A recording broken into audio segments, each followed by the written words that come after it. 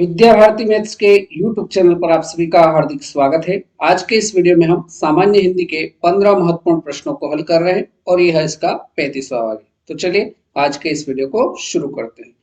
Video शुरू करने से पहले आपसे रिक्वेस्ट है कि वीडियो को पूरा देखिए ताकि इस वीडियो के अंदर जो 15 प्रश्न हमने लिए हैं वो सारे के सारे प्रश्न आपको अच्छे तरीके से समझ में आ सके। चलिए क्वेश्चन नंबर 1। क्वेश्चन नंबर 1 दे रखा है, अलंकेश का हिंदी अर्थ है। अलंकेश शब्द का हिंदी अर्थ क्या होगा?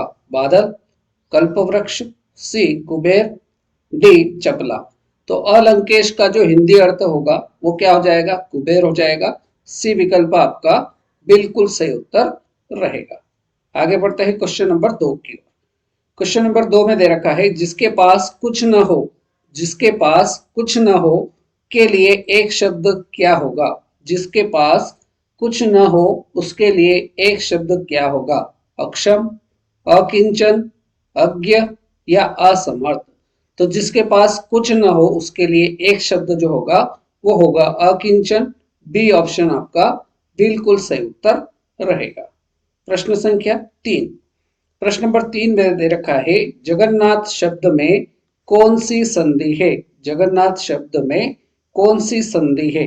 गुण संधि, यण संधि, स्वर संधि या फिर व्यंजन संधि। तो जगन्नाथ शब्द का यदि हम संधि विच्छेद करेंगे तो ये बनेगा जगत, जगत धन नाथ। क्या बनेगा? जगन्नाथ शब्द का संधि विच्छेद करेंगे तो ये बनेगा जगत धन नाथ। और यहाँ नीचे हलंत है इसलिए इसमें जो संधि होगी वो आपकी व्यंजन संधि हो जाएगी। इसलिए क्वेश्चन नंबर 3 का ऑप्शन डी एकदम राइट आंसर हो जाएगा। क्लियर है? Question number 4। क्वेश्चन नंबर 4 दे रखा है, क्रिया का आधार सूचित करने वाला कारक है। क्रिया का आधार सूचित करने वाला कारक कौन सा है? अपादान कारक, संबंध कारक, संप्रदान कारक या फिर अधिकरण कारक। तो क्रिया का आधार सूचित करने वाला जो कारक आपका अधिकरण कारक हो जाएगा। डी विकल्प आपका बिल्कुल सही उत्तर रहेगा। यदि आपसे पूछा जाए कारक कितने प्रकार के होते हैं तो कारक के कुल प्रकार 8 होते हैं। ये चीज भी आपसे परीक्षा में पूछी जा सकती है। क्वेश्चन नंबर 5 की ओर बढ़ते हैं। क्वेश्चन नंबर 5 दे रखा है,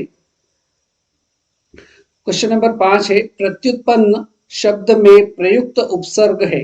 प्रत्युत्पन्न शब्द में प्रयुक्त उपसर्ग, उपसर्ग क्या होते हैं? जो शब्द के आगे जुड़कर उस शब्द का अर्थ बदल देते हैं उनको उपसर्ग कहते हैं। तो हमें शब्द दे रखा है प्रत्युत्पन्न, इसमें बताना है कि इसमें प्रयुक्त उपसर्ग क्या है? प्र है, प्रति है, प्रत्यु है या प्रत्युत है। तो प्रत्युत्पन्न शब्द जो है इसमें प्रयुक्त उपसर्ग प्रति हो जाएगा। बी ऑप्शन आपका एकदम सही उत्तर रहेगा। प्रश्न संख्या 6। प्रश्न नंबर 6 कह रहा है, स्त्री शब्द का पर्यायवाची शब्द नहीं है। स्त्री शब्द का पर्यायवाची शब्द नहीं है वो हमें बताना है। तरुणी, तरुणी जो है ये स्त्री का पर्यायवाची शब्द है। बी है प्रमदा, ये भी स्त्री का पर्यायवाची शब्द है। ललाम, ललाम जो है ये स्त्री का पर्यायवाची शब्द नहीं है। इसलिए क्वेश्चन नंबर 6 का राइट आंसर ऑप्शन सी हो जाएगा। और ललना ये स्त्री का पर्यायवाची शब्द होता है, इसलिए क्वेश्चन नंबर 6 का ऑप्शन सी बिल्कुल सही जवाब रहेगा। प्रश्न नंबर 7, स्थावर का विलोम शब्द बताना है। स्थावर शब्द का विलोम शब्द है चेतन, जंगम, सचल या जड़। तो स्थावर शब्द का विलोम शब्द बहुत आईएमपी क्वेश्चन है, बहुत बार परीक्षा में पूछा हुआ है। तो स्थावर का जो विलोम शब्द होगा वो जंगम हो जाएगा। बी विकल्प आपका बिल्कुल सही उत्तर रहेगा। Question number 8। क्वेश्चन नंबर 8 है, सूर्यकांत त्रिपाठी निराला को कैसा कवि माना जाता है? सूर्यकांत त्रिपाठी निराला को कैसा कवि माना जाता है? ऑप्शन ए है क्रांतिकारी कवि, बी है भाग्यवादी कवि, सी है पलायनवादी कवि, डी है अवसरवादी कवि।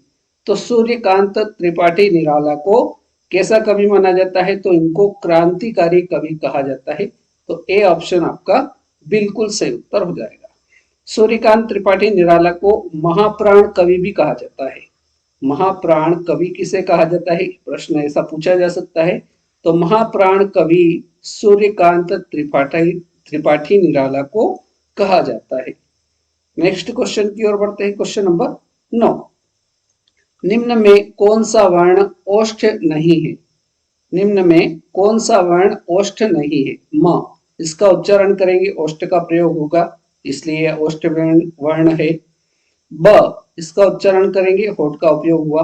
उ, इसमें भी ओष्ठ का प्रयोग हुआ, लेकिन आ जो है ये आपका ओष्ठ वर्ण नहीं है, इसलिए इस क्वेश्चन का राइट आंसर ऑप्शन डी हो जाएगा।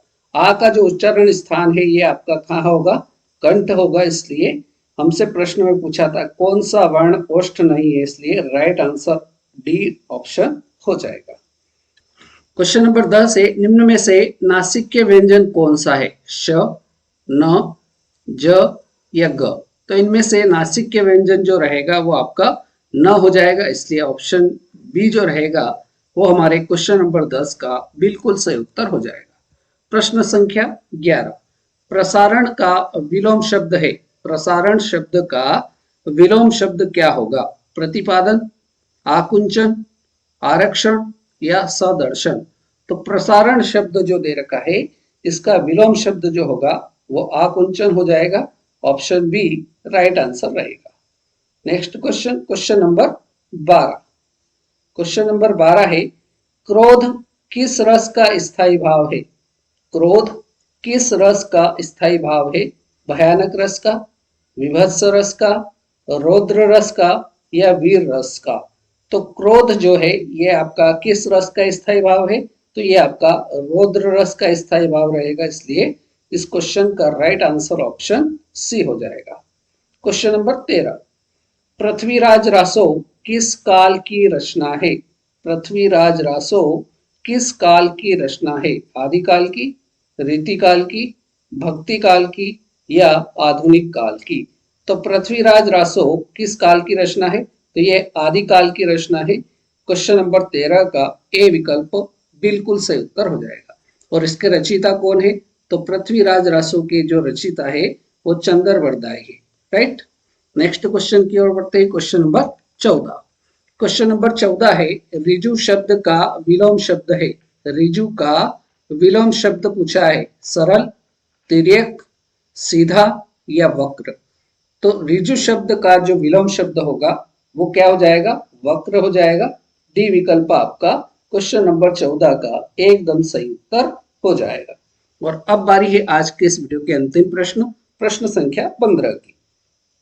प्रश्न नंबर 15 दे रखा है, सकल, शकल इन दोनों शब्दों का अर्थ क्या होता है? कला और कृति, सन और संवत, सबल और निर्बल, संपूर्ण और अंश? तो पहला जो सकल दे रखा है इसका अर्थ होता है संपूर्ण।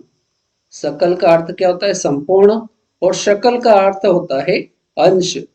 तो यहाँ पर जो ऑप्शन अपने को देखना है, पहले में संपूर्ण और दूसरे में अंश, तो यहाँ पर डी ऑप्शन में आपको संपूर्ण और अंश दिख रहा है, इसलिए क्वेश्चन नंबर 15 का राइट आंसर ऑप्शन डी रहेगा। क्लियर है? तो इस प्रकार से आज के इस वीडियो में हमने सामान्य हिंदी के 15 ऑब्जेक्टिव प्रश्नों को हल किया। उम्मीद करता हूं सारे प्रश्न आपको अच्छे से समझ में आए होंगे। यदि आपने इसके बाकी पार्ट नहीं देखे हैं तो प्लेलिस्ट में जाकर या फिर वीडियो के डिस्क्रिप्शन में प्लेलिस्ट की लिंक है, वहां जाकर आप बाकी पार्ट देखकर अपनी हिंदी की शानदार तैयारी कर सकते हैं और आप हिंदी में पूरे में से पूरे नंबर ला सकते हैं। वीडियो अगर अच्छा लगा हो तो वीडियो को लाइक करें, दोस्तों को शेयर करें और चैनल पर नए हो तो चैनल को सब्सक्राइब करके बेल आइकन को प्रेस कर दें ताकि इस प्रकार के नए वीडियो आपको मिल सके। आज के इस वीडियो में फिलहाल इतना ही। अगले वीडियो में फिर मुलाकात करेंगे नए प्रश्नों के साथ। तब तक के लिए जय हिंद, जय भारत।